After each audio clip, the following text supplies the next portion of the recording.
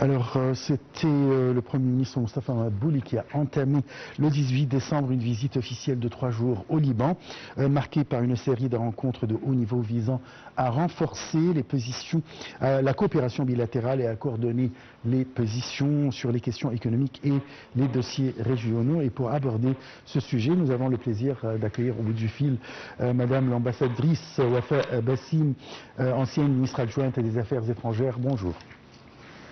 Bonjour. Tout d'abord, pourquoi cette visite intervient-elle précisément maintenant?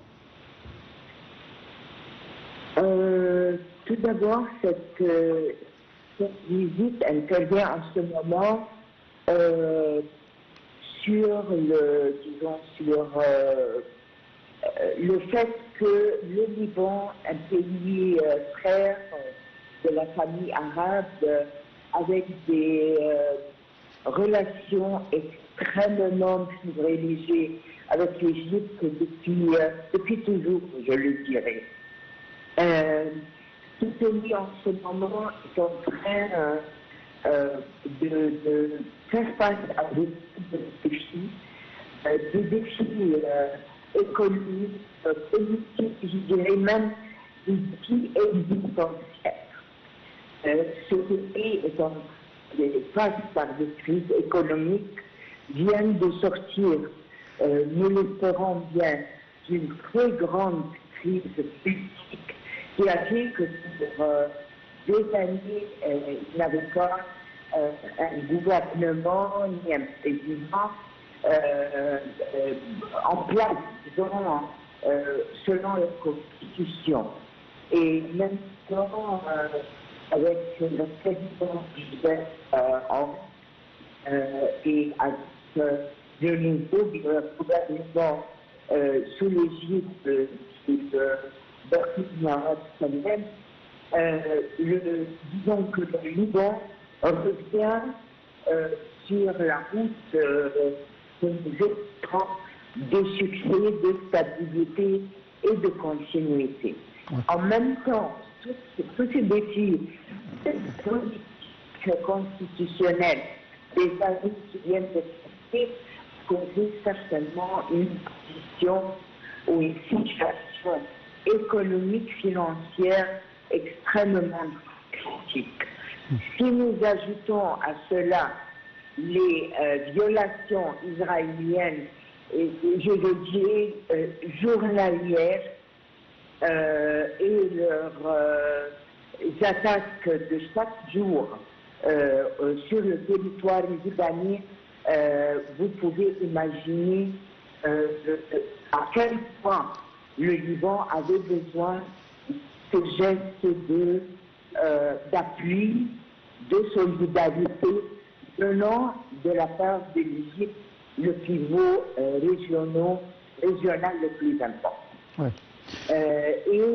Disons que ce n'est pas la première visite pendant ce mois-ci ou ce mois-ci.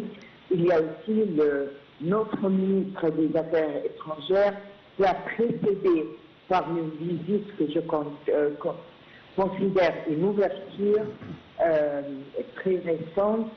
Et maintenant, c'est la visite du Premier ministre égyptien qui a englobé tous les dossiers communs les plus importants. À votre avis, un an après l'accord de novembre 2024, la situation reste toujours volatile. Quel rôle le Premier ministre peut-il jouer pour consolider ce cessez-le-feu et garantir que le Liban ne soit pas entraîné dans une nouvelle escalade? Écoutez, je dirais que le peuple libanais doit être maintenant fatigué à cette longue période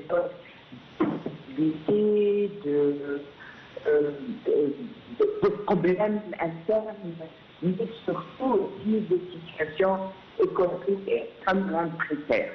Je crois que tous les partis libanais tiennent maintenant à consolider cette cause jeune d'un an et continuer pour s'enrichir de plus en plus dans l'actualité libanaise et qu'il continue à porter fruit sur tous les plans. C'est pour cela qu'on voit tous, on a constaté tous, dans toutes les réunions de notre Premier ministre égyptien, le docteur Maddi, avec l'effectif et l'exécutif libanais, qui est le président, qui est le Premier ministre, et aussi la partie législative, que là, dans différentes parties, il y avait aussi la raison économique et c'est très important en ce moment pour le peuple libanais, puisqu'elle va mettre en pied en commun du commerce, renforcer le commerce comme il a existé avant ça. En compte des trois partis, le président, le premier ministre et le législatif, le docteur Nabil Berger, il y avait cette assurance et puis une importance de continuer le chemin de stabilité, de donner la chance ou bien de donner le pouvoir à l'armée libanaise de pouvoir bien contrôler tout le territoire libanais et ne pas faire ni d'infraction ni de violation de la liberté et de l'indépendance du territoire libanais. Nous avons bien comme Chypre condamné les attaques et les violations israéliennes du territoire libanais dans différents sites, dans différents endroits. Nous avons aussi que la totalité de l'Égypte, sa unité interne libanaise, l'encouragement à continuer tous les efforts, toutes les parts repris en page que nous avons tous connu, un pays de plusieurs heures, de plusieurs disons, groupe, je ne dirais pas ethnique, mais religieux, politique, plein de couleurs qui vivaient dans une modernité harmonieuse.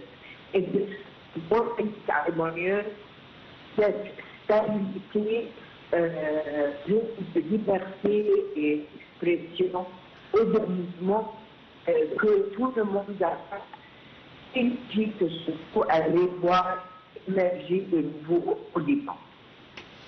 Je vous remercie beaucoup, Madame l'ambassadrice Wafa Bassim. Je rappelle que vous êtes ancienne ministre adjointe des Affaires étrangères. Et là,